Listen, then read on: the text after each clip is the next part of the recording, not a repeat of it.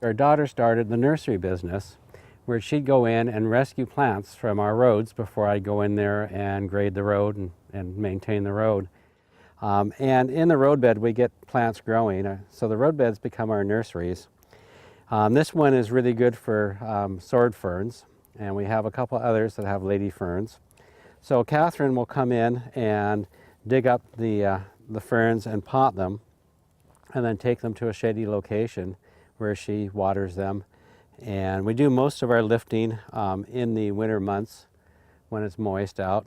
They transplant very well, and come spring they'll send out all sorts of new fronds, and they'll look very, very nice.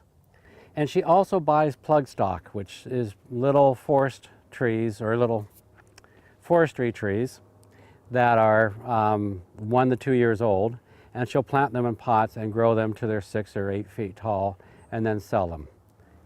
Okay, the native plants are marketed mainly by used Nanaimo or Craigslist, but also she's getting word of mouth now, people coming back.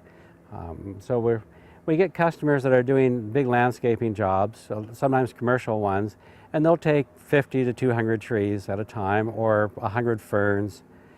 And so she only needs a few big customers every year, and that seems to work well. It's actually fairly lucrative, especially when you're doing plant rescue and ferns in particular.